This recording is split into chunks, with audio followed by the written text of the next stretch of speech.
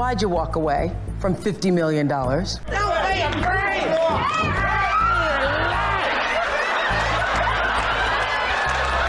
wasn't walking away from the money. Yeah. I was walking away from the circumstances that were coming with the newfound plateau.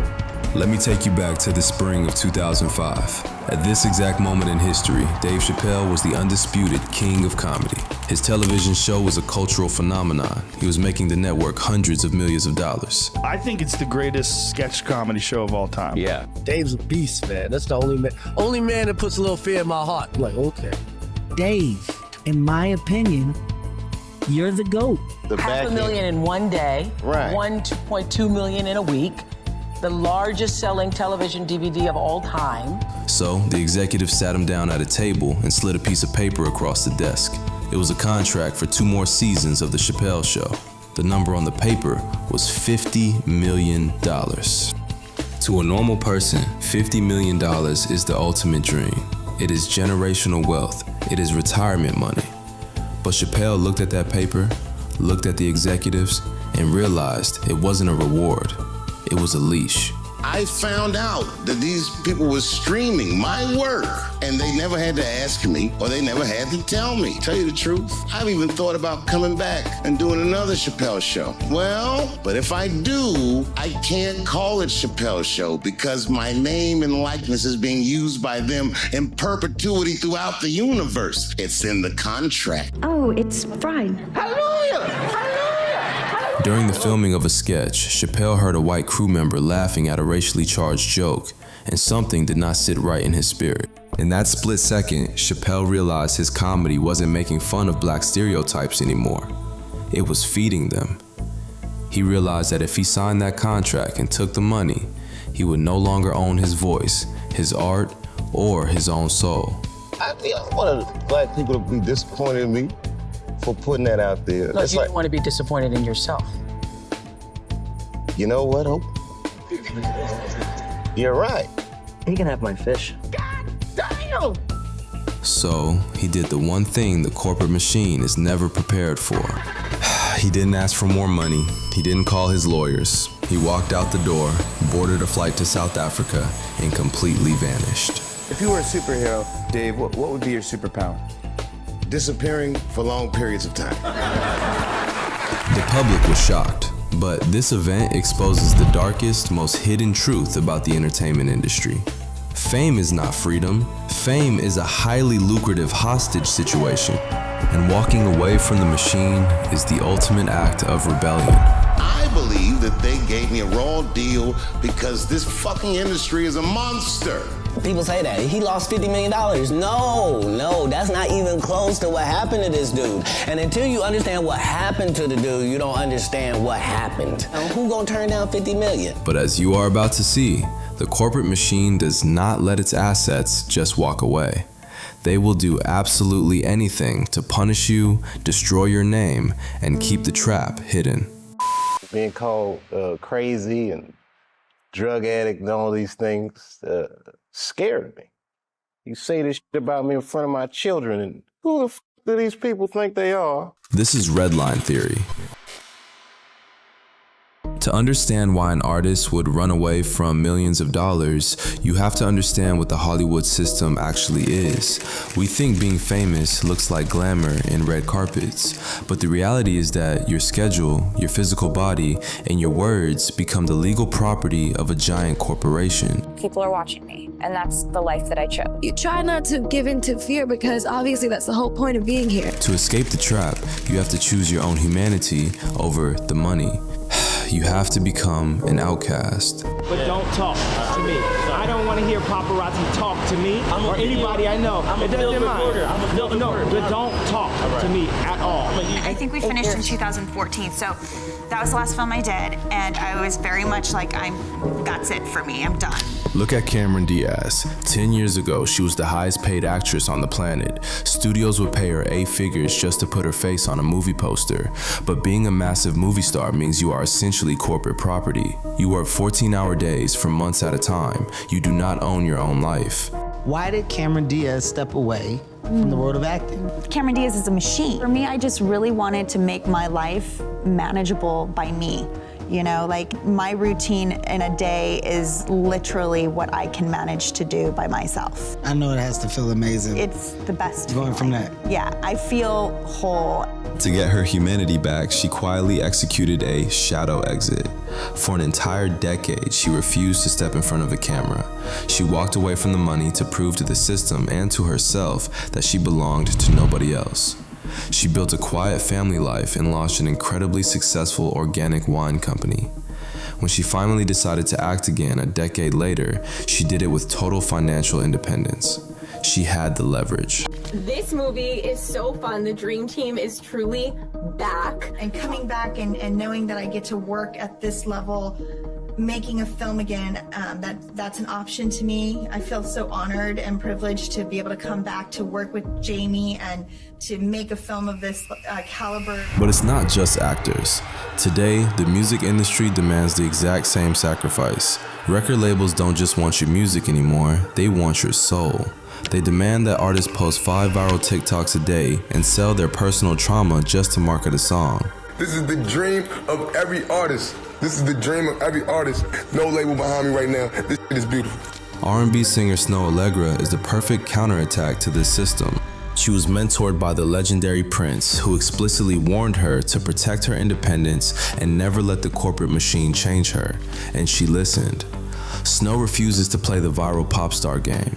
She limits her exposure. She protects her peace. By doing this, she proves you can build a massive, loyal audience by remaining a ghost in a system that constantly demands you sell your privacy for views. Even at times where I knew things were off or I didn't want to do certain things, I was afraid to stand up for myself. Compared to now, definitely, learn how to say no.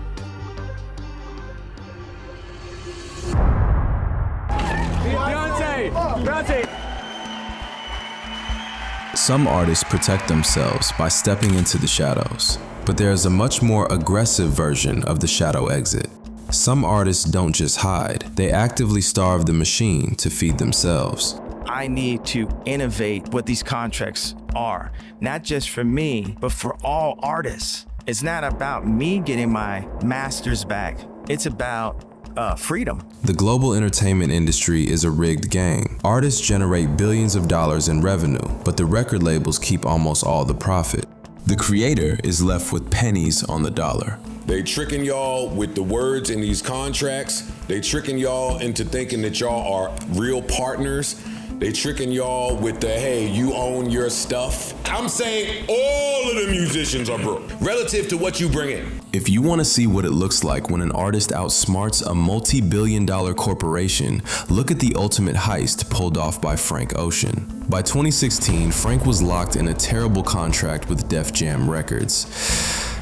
He owed them one more album. The label was desperate for it, knowing his highly anticipated return would generate millions for their executives. So Franck gave them an album. He dropped a visual project called Endless, a 45-minute black and white video of him literally building a wooden staircase in a warehouse. Def Jam took it because legally it fulfilled his contract, but they didn't realize they had just been played. Because exactly 24 hours later, as a legally free, independent artist, Franck dropped his actual masterpiece, Blonde. He funded it himself. He released it on his own label. He took a reported $20 million exclusive payout directly from Apple Music, and he kept 100% of his master recordings. Def Jam got absolutely nothing. That man figured out how to finesse the record industry, and people don't talk about that. It took that man 2 years to do that shit. Franck starved his corporate handlers, broke his chains, and walked away with all the proceeds. He beat the labels at their own game. But the absolute masterclass in destroying this system was executed by Rihanna. By that same year, 2016, Rihanna was the biggest pop star on earth, but she understood the dark math of the music business. She knew that releasing another album would just make multinational executives richer, while she did all the heavy lifting. So she executed a flawless pivot. She stopped giving the music industry the one thing it needed to survive: her music. Instead, she took her global influence and aimed it at a completely different industry, makeup and fashion. But she didn't just sign a standard celebrity licensing deal where you slap your name on a product for a 5% royalty check. She partnered with a massive luxury brand and demanded a 50-50 split of the actual company. She launched Fenty Beauty, and she specifically targeted all the diverse skin tones that the legacy makeup brands had ignored for decades. First, I'd like to bring some models out so we can start doing some makeup. Would you like to see that? Let's do it. Yes. The results completely broke the industry. The brand made $100 million in 40 days. Do the math. If Rihanna had sold $500 million worth of records, the label would have kept the majority and handed her a decent royalty check. But because she owned half of Fenty Beauty, when the company was valued at nearly $3 billion, her personal net worth skyrocketed to over $1 billion. You're a billionaire, a young billionaire at that. But how does it feel? You know, like, and you did it in such a short amount of time. You know, it was real weird getting congratulations texts from people for money, but it made sense when I realized that it was inspiring to people, that they felt like this is something that they could achieve. She starved the music executives who relied on her for their bonuses and built an empire where she actually owned the factory. Rihanna proved that the ultimate rebellion isn't just quitting, it's taking the power, redirecting the money, and buying your own island. But the shadow exit is not always a quiet departure. It isn't always a smooth pivot into becoming a billionaire. Sometimes an artist refuses to just walk away. Sometimes they turn around, look right at the industry that built them, and declare open war. And when that happens, this story turns into a psychological horror movie. Look at Lauryn Hill.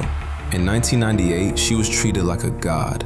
She won 5 Grammys and sold 8 million records. The record labels were waiting for her to drop another highly produced, radio-friendly album so they could print more money.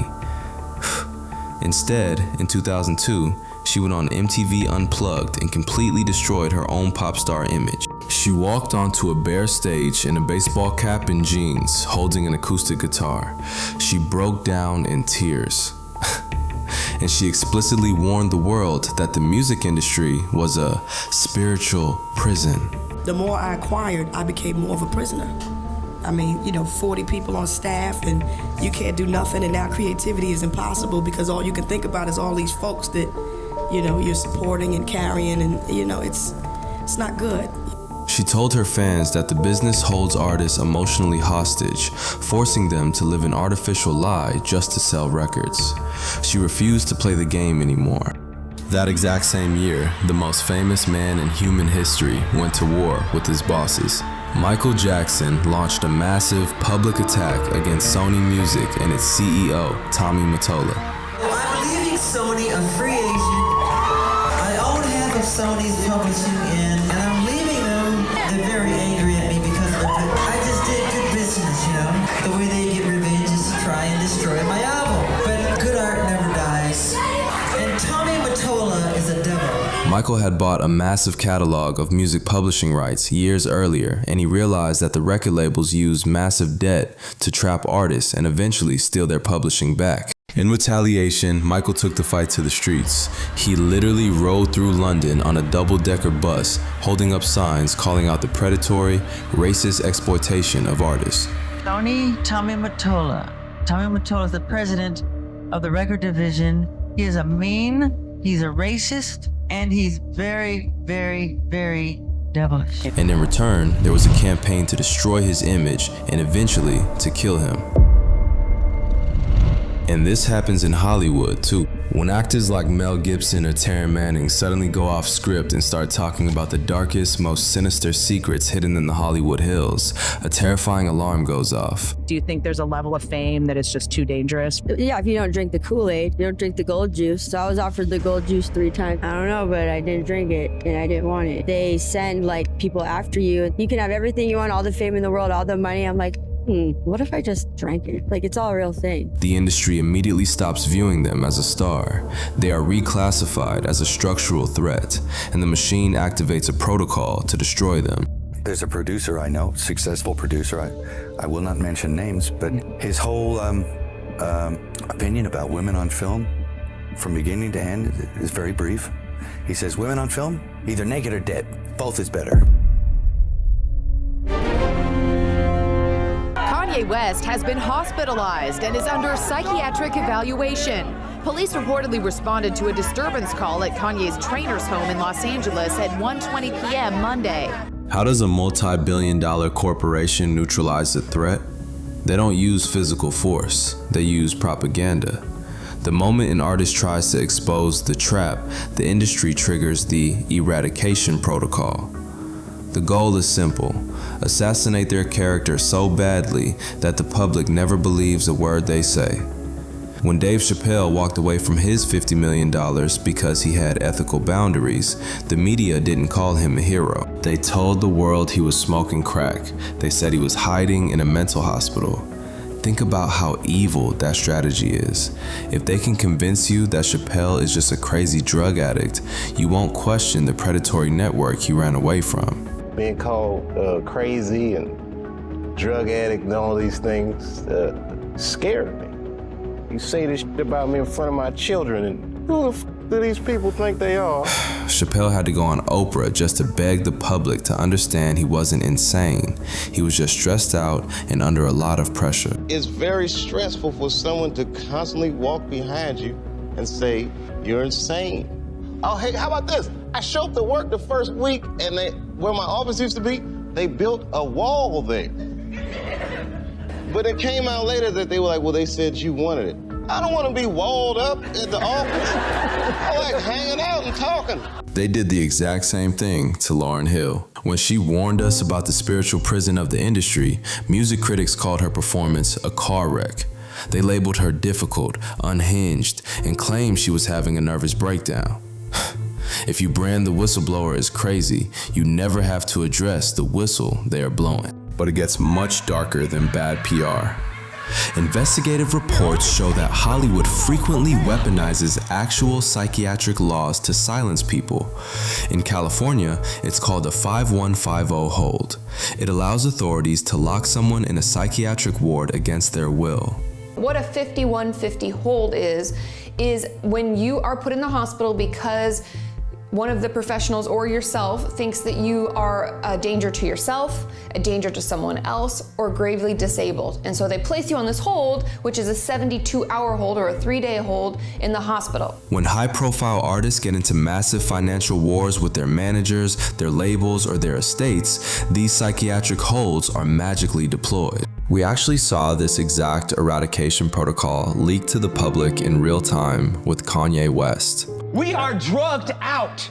We are following other people's opinions. We are controlled by the media. And today it all changes. You got Tupac and Lennon in that hallway.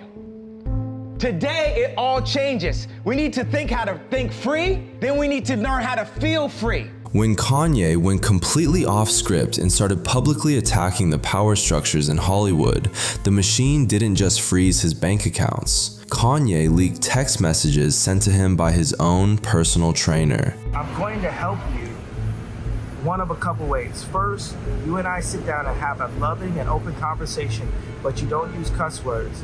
Second option, I have you institutionalized again, where they medicate the crap out of you and you go back to zombie land forever. Play date with the kids just won't be the same. This is the way a Hollywood trainer was talking to me. The texts were chilling. The trainer explicitly threatened to have Kanye institutionalized, medicated into what he called zombie land forever, and permanently separated from his children if he didn't shut up and play along. You have to stop and ask yourself a very dark question. How does a guy hired to help you lift weights have the medical authority and institutional power to lock a billionaire in a psych ward? The answer is, he doesn't. Because in Hollywood, these people aren't just personal trainers, they are actually handlers. If you can get a doctor or a judge to legally declare an artist mentally unfit, these corporate handlers can take total control of their bank accounts, their trusts, and their brands. And if the artist tries to tell the press they are being robbed, nobody believes them because they now have a medical record saying they are crazy. They steal your voice, your money, and your freedom in a single strike. And in the darkest cases, like Michael Jackson, the resistance ends in absolute tragedy. The corporate machine has infinite money, infinite power, and zero morals. If you try to fight the system from the inside, you will pay with your reputation, your sanity, and your life. We live in a society that is completely brainwashed to worship fame. We are trained to believe that being on camera and being enriched are the only things that matter. Because of this, when an artist finally steps out of the spotlight, the internet immediately mocks them. We say they are crazy. We laugh that they fumbled the bag. But this reaction is exactly what the corporations want. They want us to believe that existing inside the machine is the only valid way to live. But the red line truth is the exact opposite. The real losers in the entertainment industry are the ones who are permanently trapped in it. They are the artists locked in 360 deals, stripped of their publishing rights, forced to exploit their own trauma for TikTok views, and dancing for a corporate algorithm just to stay relevant. They trade their soul for a leased version of fame. The true winners are the ones who execute the shadow exit. Cameron Diaz reclaiming her time. Snoh Aalegra protecting her peace, Rihanna walking away from the labels to build her own empire, Dave Chappelle leaving $50 million on the table to keep his own mind. They looked behind the glamorous curtain, saw the evil of the industry, and walked out the back door. Stepping into the shadows is not a failure. It is the ultimate preservation of your humanity in an ecosystem designed to consume you. We have to stop viewing the artists who walk away as cowards or flops. In a game designed to eat you alive, refusing to play is the only way to win. This is Redline Theory. Subscribe to the channel and like this video if you liked this breakdown. Thank you for watching.